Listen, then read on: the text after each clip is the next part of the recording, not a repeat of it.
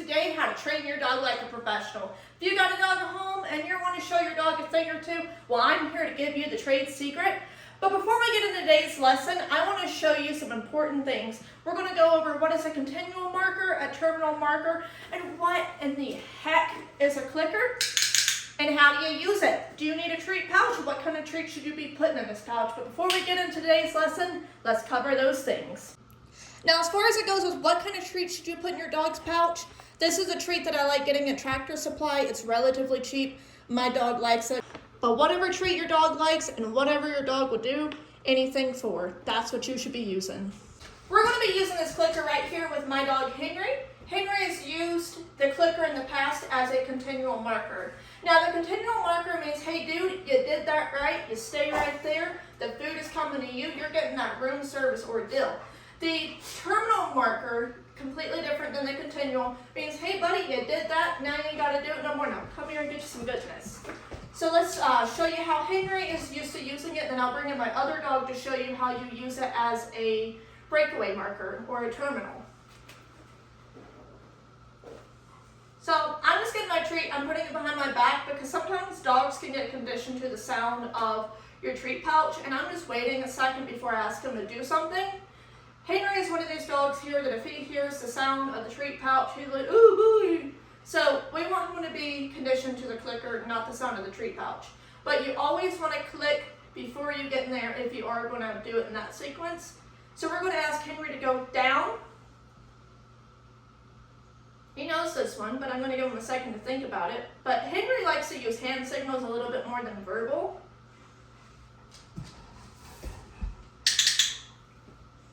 Good. He's a good boy. Now we're going to break him.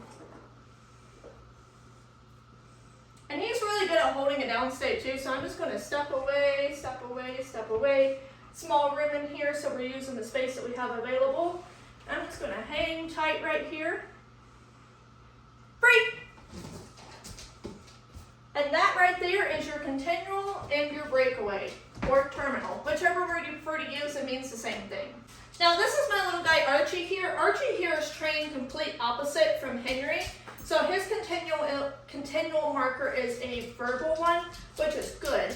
And his breakaway terminal marker is a click click. I like to do the double click. It's just a little bit more fun that way. Archie, here. Oh, look at that. You're a good boy. Okay, try that again. Come on. Seats. Okay, he's having a little bit of a hard time, so we're going to continue resetting that one. We've been working on shaping the down lately, so right now he's a little bit too accustomed to using the down position whenever I'm asking him to sit. We use the German word seats for sit. That's just a thing I do for fun, no particular rhyme or reason on that one. Now what we're going to do is correct this because this isn't what we're wanting. You can use leash pressure, you can use an e-collar, or you can just keep resetting and try to do it the positive reinforcement way, which is a good option too. So we're going to use the positive reinforcement way first to see if I can get him to do it, which is using a food puller. Archie, seats. Now I'm asking for more. Nope. Okay, we're going to break away. That was my error on that one. Good. So he offered it right there. He knows what I'm asking.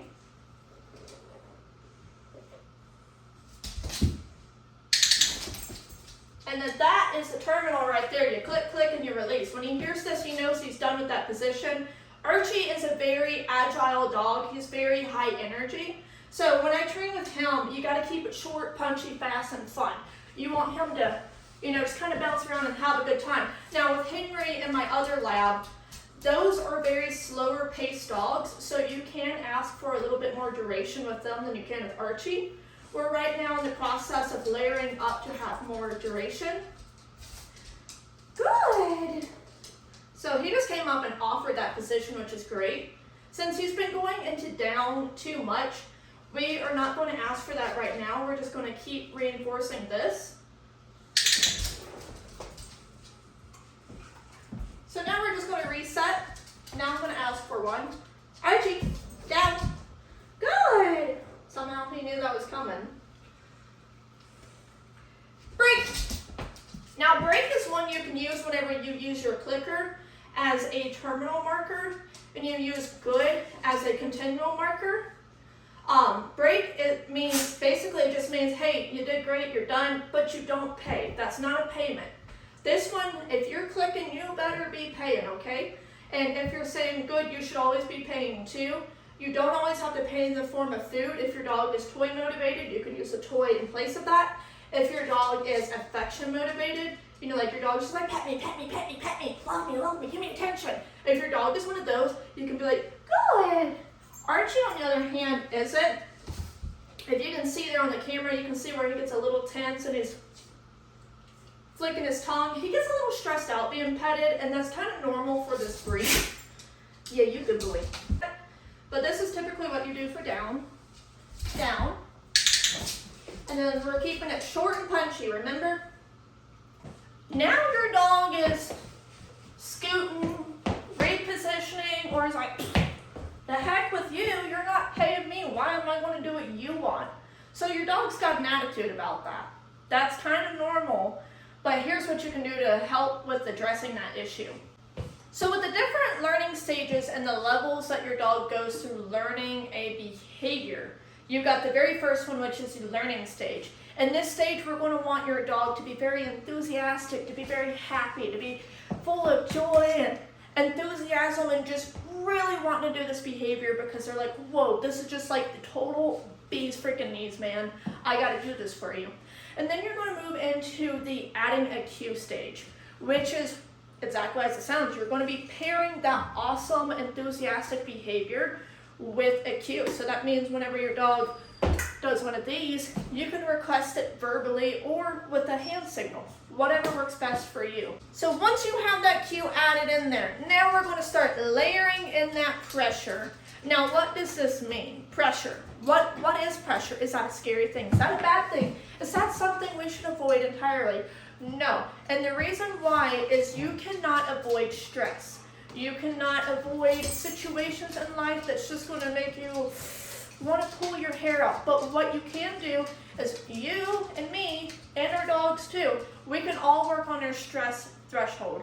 So adding in pressure actually helps your dog to be more well-rounded, and it helps your dog to be able to handle things in life that some dogs are just like, I don't know what to do. I'm going to bite you. You don't want your dog reacting that way. What you want to do is teach your dog that whenever there's a situation over here and you got them on leash and they go tug, tug, they're like, all right, cool, we're going this way, bye. Dogs are opposed to pressure, so you have to teach them what pressure is and why it's a good thing.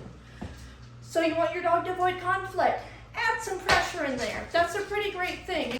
All right, friends, this is a slip lead. This is going to be your best friend whenever you're working with your dogs. So Henry here is just completely morally opposed to pressure of any sorts. He was formerly trained with a positive only trainer. So when it comes to Henry being able to handle conflict, things that stress him out, those are things that we unfortunately missed with our training time with that trainer. Now that I'm training my own dogs, I have a little bit different of a method and opinion whenever it comes to working with dogs. Henry, go. Thank you. Archie, here. So I'm going to show you with Archie because Archie's a little bit better of a dog. Good. So you want to make sure you're not heavy-handed, but we're going to, pretty much what we're going to do, we're going to show you the beginning stages of layering and pressure. So what that means is now that we've got that learning stage done, we're enthusiastic, we're happy to do the cues, we know the words, we know the verbiage, the whole 9 yards. Twinkie, can you go, baby? She's a little arthritic, so it might take her a minute to get out of the way. She's a little arthritic. But Archie's like, come on, old lady, move, I'm ready to get to it. Now, whenever you do put your slip lead on your dog, you want to make sure it's right up here. You don't want it too tight with the notch, but you want it right up here on the jawline, behind the ears, and underneath the jaw here. So Archie's going over here, so we're just going to do a little bit of tug, tug. Good! We're just going to teach him that pressure means something good. He's going over there off camera getting involved with the cat and Miss Twinkie here, and it wasn't going to be a good scene. So luckily we had our leash on and we were able to control that situation. So now we're going to apply some pressure and we're going to put him in a down. Archie, here. Down. Good. And I had to use barely any pressure because we layered that in there. And that's what you want to see whenever you use that leash pressure. You want that dog to give with no issues at all because they are trying to avoid that pressure. And this is where some trainers don't agree with using slip leads and training methods. Me personally, you're probably going to always want to have your dog on a leash whenever you're out in the city, you're walking your dog, you're on a hike. You know, places where leashes are legally required, you're going to want your dog to be on leash. And the best way to get your dog to walk gracefully on leash is to teach your dog what that pressure means, because you don't want your dog to choking itself, pulling itself, just giving itself a crazy time. Archie, here. Good. See, you did really good, and I don't know if you can tell by the slack and my slip lead here, but Archie listens extremely well to leash pressure. So now we're going to go back into it, down. Good. And we're barely having to use any leash pressure at all. Now Henry here, this is a work in progress. He's a goober. He's a little bit of a difficult dog to work with. Break! Good boy. So now I'm going to release Archie, and we're going to get Henry over here. Hen, here, sit. And he does not like this at all. But you know what he does know? He knows hand signals. So we're going to pair the pressure with a hand signal. So you're going to get to see in real time what it's like with a dog that absolutely does not want this at all, doesn't like this. But this is something Henry needs because he needs to learn how to avoid conflict or actually how to deal with conflict. The pressure kind of works as a form of avoidance. You do also kind of want that behavior. I'm going to edit this bit out.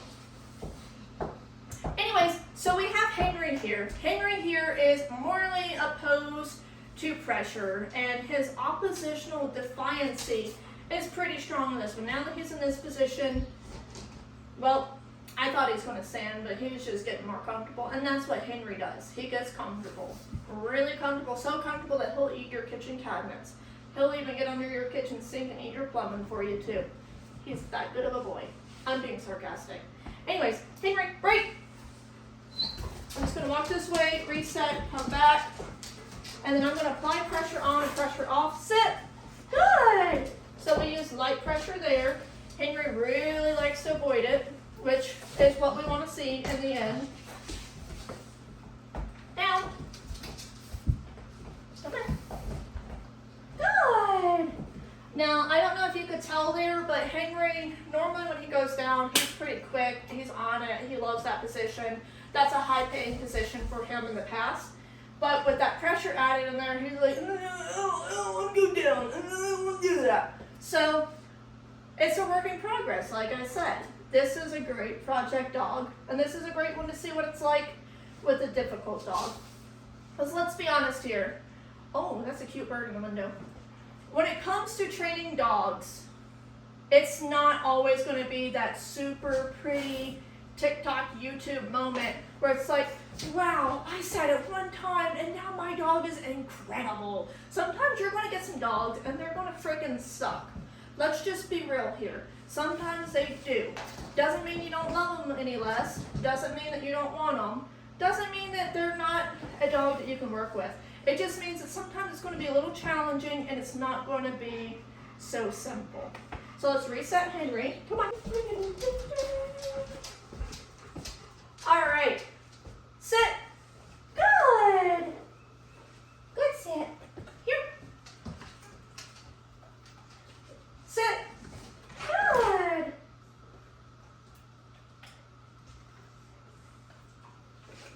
Down. Slow and steady wins the race.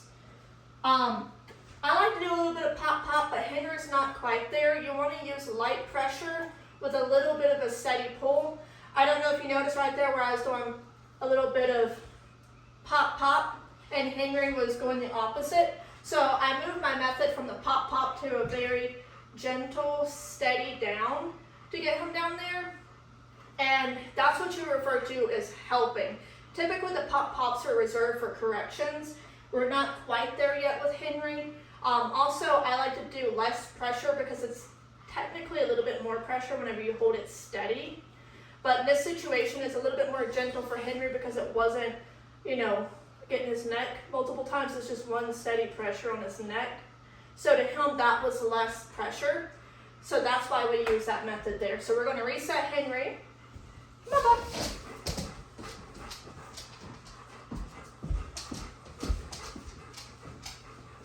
Sit. Good. I don't know if you noticed, but Henry went straight into sitting before I was able to fully tug on him, which is also not a bad thing because we do kind of want them to avoid that pressure. So we're going to go low and steady. Down. Down. Good. So as soon as those elbows hit the floor, we're going to take that pressure off. So as soon as we tell him what to do, we're going to say down, steady pressure, down, down, down, down, down, down, pressure. And then as soon as those elbows hit, pressure off, reward. That is what you refer to as layering and pressure. So again, in short terms, let's go ahead and show you again what we're going to do. Come on, let's go this way.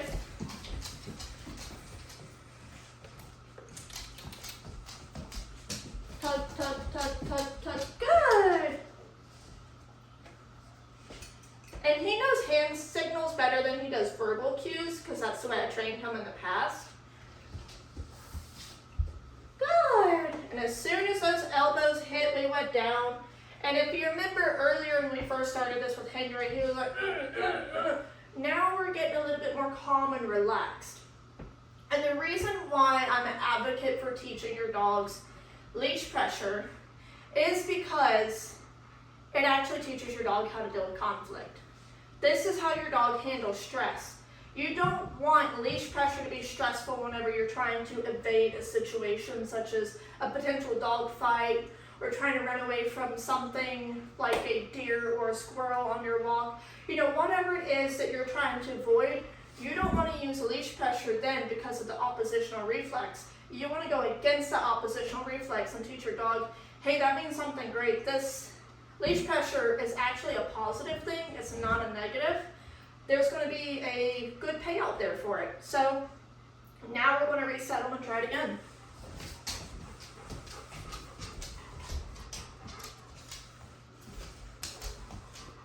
Now we're just going to pull him this way. Good. And we use light pressure with Henry because Henry is very sensitive. We don't want to be heavy-handed at all. It's really good to pay attention to how much force you're really using because you want to use the minimal force necessary. Now we're going to go into a down. Good. So he's getting it very well.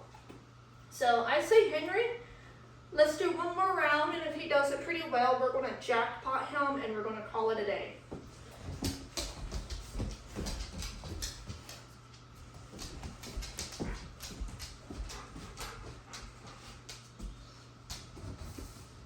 Good. So now I'm just going to give him a jackpot reward, which is a nice little handful, and he can lay right there, think about that, and then we're going to call it a day, take him off the leash, and just let him go back to his business. Okay, what's the jackpot rewards? You just mentioned it, and you literally said nothing about it beforehand. How am I supposed to know what that is if you don't tell me?